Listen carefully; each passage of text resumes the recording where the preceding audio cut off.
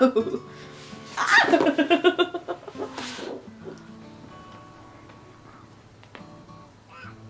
Hello, happy new year. Wonder how long it'll be before I stop saying that to you, because it's already a month into the new year, but it still feels like January 2nd, honestly. Luckily, outside of the regular minutia of average day, I can always hold on to my reading goals to keep me from going absolutely insane in a world where we have very little control. I can't control what I read.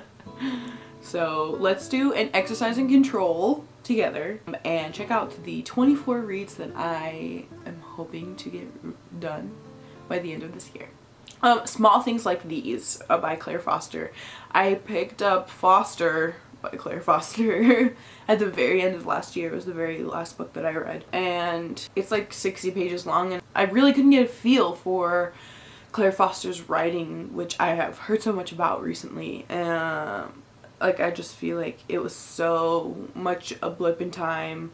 I wasn't able to really form any emotional attachments or any feelings about it. Like, it just was there, and then suddenly it was over. I would like to delve into her writing a little more. So I'm not going to lie to you right now, I have no idea what this book is about. She's from Ireland, and I know that she kind of writes like realistic fiction, something very like mundane lifestyle, like analyzation, but I really love books like that, which is why I'm surprised that Foster didn't inspire any emotion in me. So we're gonna try again, definitely, and see what Claire Foster has for us. A couple of these options are an either or, just because I can't read everything all at once, so I am giving myself the option to pick depending on my reading and like what I'm feeling. The next one is an R.F. Kuang book, whether this means Babel or The Poppy War, which I've been wanting to pick up for a very long time. I mean, maybe I'll even pick up Yellowface. That's what this category is I want to read an R.F. Kuang book by the end of the next year, because I have yet to pick up anything by her, and I feel like she's a very important modern writer to know about and be aware of. If you have any idea of which one you think would be the best to start with, I know they're all like very different, but you know, let me know your thoughts. Next we have After Dark by Haruki Murakami. And this one is, each chapter is an hour of the nighttime, of like a single night. And I really love that concept. I read The Colorless Tsukuru Tsutsaki, I believe that's the name. I just wasn't super impressed. It was just like kind of meh of a reading experience, and I totally get the whole thing about like how he writes women weirdly, although it like definitely wasn't as bad as people make like Norwegian Wood sound, but this one seems more my style. I'm very intrigued. Next, a modern classic, Bunny by Mona Awad. Everybody's obsessed with this, everybody loves this book, you've seen it everywhere, and I still have yet to pick it up. What I've heard, the audiobook is not very good. I always just had the feeling like I would enjoy this book more in physical form, so I think that's the biggest reason why I haven't picked it up, is I don't own it right now. So hoping to potentially pick that one up this year. Gotta be honest again, I have no idea specifically what this one is about other than like a group of girls, but this one is one that I want to keep it that way. I feel like the weird books are always better to just go in not knowing anything. That's what I did with, you know, House of Leaves. Weird books always disrupt expectations, and so weird books are always better to go into with no expectations, with no prior knowledge of what's about to happen, because it will help, I think it helps enhance the experience. I think like Fever Dream by Samantha Schweblin, same thing. I had no expectations, and it like honestly blew my mind a little bit. For me, that's the best way to go into reading things that are kind of weird. I think that's why I've never read the summary of anything that Odessa Mossfig has ever written, because I know that her books are really weird, and I think specifically her books I would have a really hard time with if I were ever to set up some type of like expectation for what I was going to get out of the book, because of how like absurd they are almost. With Bunny, don't tell me anything. I know it's good. Please. I have heard from everybody that they love it. I think that it will be something that I will really enjoy once I get the chance to sit down and actually read it. This next one is one of the only 2 nonfictions that I have on this list, but that is just because I have like almost a separate nonfiction list. This list that I made here is a priority, but then I also have just a large stack of nonfictions that I'm just planning on slowly chipping away at as I have time. I'm done with one, I pick up the next one. Like I always am reading some type of nonfiction book, whether I'm actively reading it or I set it down a couple weeks ago. But the 2 nonfiction that I have on here are like highly anticipated reads for me that I just haven't been able to get to. So the first one is Braiding Sweetgrass by Robin Wall-Kimmerer. And this is basically a book about the evolution of indigenous wisdom almost. Talks a lot about like the use of how indigenous communities used plants in order to promote different types of things. It's such a beautiful book and I've heard such lovely things about it, so I really can't wait to pick that one up. Solaris by Stanislaw Lem. It is a really famous science fiction novel that came out in 1970 about a sentient ocean world that basically like siren calls people to it for certain tasks. That's all I know about it. I have found, especially after reading Dune, I quite enjoy old science fiction, so I think that's why Solaris is one of the next sci-fis that I want to pick up. I have not read a sci-fi in so long. I can't even remember the last one that I read before I read Dune, which I read like 2 or 3 years ago, so it has definitely been a while since I've picked up and enjoyed science fiction in general. Hoping that this will inspire to come back. Next, I have a book I'm really excited about. Ariel by Sylvia Plath. This is her second poetry collection that I have read. Correct me if I'm wrong, her most famous poetry collection. And I think the thing about Sylvia Plath's poetry that I really loved is that she used to write about how she wished to be remembered for her poems because they were the most authentic her of anything that she had written. And so whenever I see people talk about the bell jar, I'm always like, oh, but have you read her poetry? Because that is what she wished her legacy to live on as, and her poetry is amazing. I feel like so many people are just like, the bell jar this, the bell jar that. Her poetry is to die for. The way that like she's a master wordsmith. Obviously, like even her diaries were beautifully written. Like the intention and passion and care that she puts into the way that she writes her poetry, oh my god, it's so to die for. I read Crossing the Water was the other one that I read, and that one was a lot about losing the self or the rediscovery of the self, what it means to be like a person, an individual, and all of these things that were just so thought-provoking. Moved it right onto my favorites list. I have been wanting to pick up her most famous collection after that ever since, and I finally got a copy of it, so I am very much looking forward. Probably one of my most anticipated reads of 2024, if I'm being honest. We have another either or option because I don't know if I can commit to reading both in one year. That's a lot to me. The options are to read either Dracula or Frankenstein, one of the two. I'll probably wait until a little closer to Halloween to get through one of these, and it's probably gonna be Dracula, but I kind of gave myself an out so that if I really wasn't feeling Dracula, I could also pick up Frankenstein. Anticipate it will probably be Dracula, but Frankenstein is here just because I am indecisive and scared of committing. Do I need to tell you what these books are about? If you don't know what these books are about, comment below and I'll give you a beautifully written summary of these classics. Next, Dear Theo by Vincent van Gogh. This is a collection of letters that Vincent van Gogh sent to his beloved brother Theo, and it basically tells the story of his life throughout, his like diary-esque letters that he wrote to his brother. I'm an avid fan of Vincent van Gogh, one of my like favorite artists, favorite people. Like His story has always just like really struck a chord with me personally for a lot of different reasons. I'm really looking forward to getting a deeper look, because every deeper look that I've ever had of Vincent van Gogh has provided me with inspiration and joy and sorrow, and learning about the world through Vincent van Gogh's perspective has always brought me something so valuable. So I'm really excited to pick this up and hear more about Mr. Van Gogh from his own mouth. The Picture of Dorian Gray by Oscar Wilde. In my opinion, as someone who hasn't even read this book is like pushed as like one of the most influential novels of all time. That's impressive to do, especially when the book is small like this. I want to see what Oscar Wilde has in store for me, and I think I've been anticipating this one so hard that I haven't picked it up because I'm like, what if I hate it? But I've never heard of anybody like hating The Picture of Dorian Gray. Like, maybe it's not everybody's style, but nobody hates this book, and so the fact that I've never read it makes me feel inferior to every other person on this earth. Here's another multiple choice question, okay? I need to read a Junji Ito, a real one.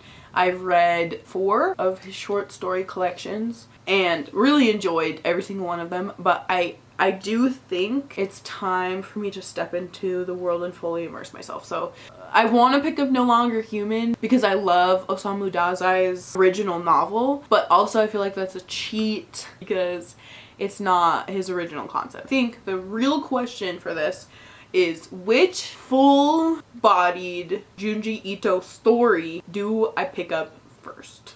Next is the book that replaced House of Leaves on my TBR, the book to scare me. The Blind Owl by Sadag Hidayat. This one, in tandem like House of Leaves, has a reputation for really messing with people's minds after they read it, and I want to read it. Why? I don't know. Next, Our Wives Under the Sea by Julia Armfield. One of the people in a lesbian couple gets stranded under the sea in a submarine for an extended period of time, and I believe the book is about her process of like reintegrating back into real life, but there's like more to learn about what happens. This is another one that like everybody has been talking about, but also it seems like the kind of like weird book that I would like. I'm all about the thrillers that break the average thriller mold and really bring you something new, and I feel like that's what people have been saying about Our Wives Under the Sea, so I am wanting to pick that one up. Next, this one's probably going to be the first one to get crossed off this list because I actually received the ARC for it, and it is in fact my first ARC that I've ever received, so I'm super stoked about it because it's a book that I've been anticipating for a really long time. It's Evocation by S.T. Gibson. A Dowry of Blood landed on my favorites after a reread this past year, and I just I'm not a smut person. Sometimes I wish that I was, and sometimes I'm glad that I'm not. But S.T. Gibson writing literally makes me drool. She writes polyamorous relationships perfectly. Totally gets it. The way that she describes yearning, I feel with every single part of my soul. So when I heard that she was coming out with another polyamorous relationship book called Evocation, and so she has An Education in Malice, and I think that one's coming out sooner. That one's dark academia polyamory. But Evocation, which comes out in May, I actually received in my email, and I'm so excited to get started on it because, like I said, I literally drool over S.T. Gibson's writing. And it's not even just like her smut writing, like it is her writings about feelings, about relationships. Oh, I'm just so excited. Like, so again, shout out to Angry Robot, shout out to S.T. Gibson's team. I know ARCs aren't that big of a deal, but as somebody who's never received them and that received a very highly anticipated read as their very first ARC, I appreciate you. Last year, I repeatedly mentioned Mr. Karl Ove Knausgaard, who is a Norwegian writer who has some of my favorite writing that I've ever, like modern writing that I've ever read. He felt like a kindred spirit to me, really, when I picked up his books. So this came out, The Wolves of Eternity, a novel, his first novel, He's only written autobiographical stuff up until this point, and this came out last year, and so I had no idea he was writing a novel, first of all, and found it in a bookstore on a trip, and I had to pick it up, even though it was really expensive because it's a brand new hardcover. This one is the story about a man who didn't know his father because he was a Soviet Union soldier, and he basically goes on a journey discovering his past, discovering where he came from and things like that. He just has like such like beautiful ideas that he has talent to flesh out in writing. He's so good at showing you all of the pieces and how they fit together. So I'm so excited to pick this one up. Next, this is The Joy Luck Club by Amy Tan. This is the Penguin Dropcap Collection edition, if you're wondering.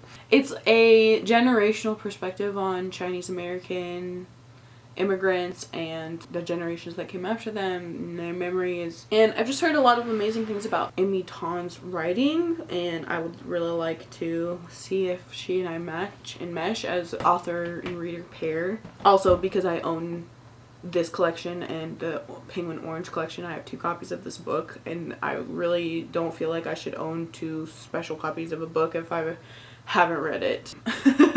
I'm really hoping to pick it up. This is my big book choice for the year. I feel like every year I pick a big book to conquer. That's why like 3 years ago it was Dune.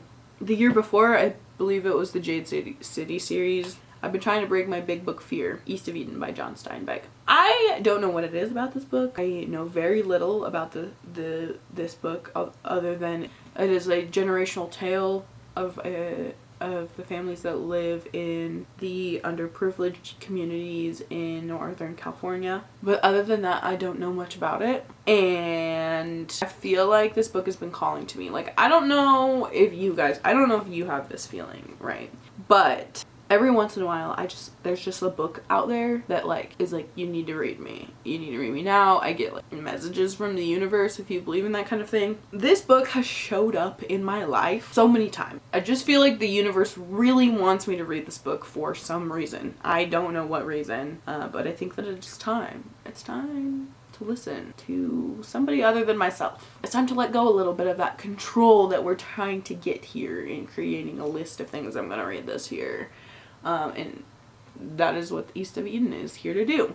Perfume by Patrick Suskind, about a serial killer that has like a superhuman sense of smell, uses the senses and all of those things. I've heard it's really like I've heard the writing is phenomenal in here, and I've just always been so curious about the mystery of a serial killer, about smell, and kind of goes into like absurdity with his obsessions. And this is about a man who has like a superhuman sense of smell. He smells this woman like in her smell and is driven to murder her in order to create the perfect perfume. Such a weird and interesting concept, which is why I want to pick it up, because I'm such a fan of weird books.